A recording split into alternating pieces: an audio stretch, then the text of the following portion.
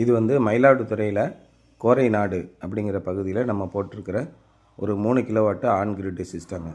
இந்த 3 kilowatt on grid system இப்போ ஃபுல்லாக ரூஃப் டாப் சிஸ்டம் தானே பண்ணிக்கிட்டு இருக்கோம், சப்சிடி ஸ்கீமில் பண்ணிக்கிட்டு இருக்கோம்.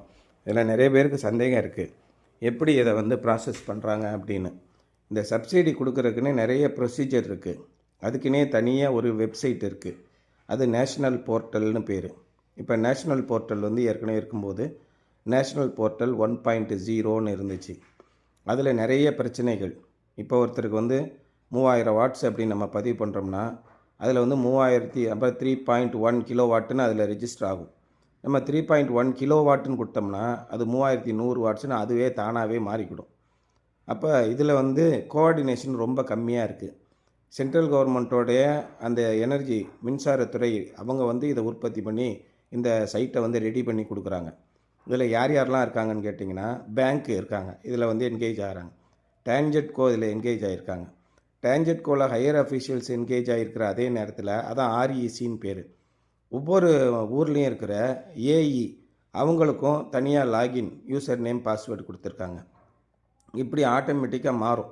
இப்போ நம்ம வந்து 3.1 கிலோவாட்டுன்னு நம்ம வெண்டார் சைட்லேருந்து சோலார் போட்டு கொடுக்குறவங்க சைட்லேருந்து என்ட்ரி பண்ணுறோம் அப்படின்னா அங்கே என்ன ஆகுதுன்னா 3100 கிலோ வாட்ஸு அப்படின்னு காட்டுது. ஒரு சில இடத்துல 3100 கிலோ வாட்டுன்னு காட்டுது. அந்த மாதிரி என்ன பண்ணிட்டோம்னா அந்த ஈபியிலேருந்து ஏஐ என்ன சொல்லுவாங்க, கஸ்டமரை கூப்பிட்டு, உங்கள் வெண்டாருக்கு ஒன்றுமே தெரில பாருங்கள் 3100 கிலோ வாட்டுன்னு போட்டிருக்காங்க அப்படின்னு கஸ்டமர்கிட்ட சொல்லி அவங்களுக்கு வந்திருக்கிற மெசேஜை கஸ்டமருக்கு ஃபார்வேர்ட் பண்ணி விடுவாங்க. கஸ்டமர் என்ன நினைப்பாங்க, இது கூட சரியாக பண்ணாமல் இருக்கிறாங்க அப்படின்னு சொல்லிட்டு, இங்கே பாருங்கள் என்ன ஏற்றிருக்கிறீங்க, 3 கிலோவாட்டு போட்டிருக்கு, 3100 கிலோவாட்டுன்னு ஏற்றிருக்கீங்க, அதனால தான் எங்களுக்கு நெட் மீட்ரு வரலன்னு சொல்லுவாங்க.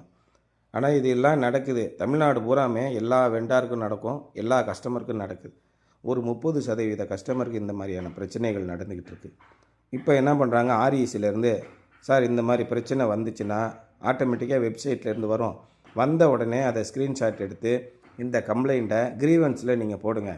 இவ்வளோ மாதிரி நாங்கள் 3160 வாட்ஸ்ன்னு நாங்கள் என்ட்ரி பண்ணியிருக்கோம், 3.1 கிலோவாட்டுன்னு வரணும், ஆனால் அது என்ன வருது 3100 கிலோவாட்டுன்னு வருது அப்படின்னு கம்ப்ளைண்ட் அனுப்புங்க சொல்கிறாங்க.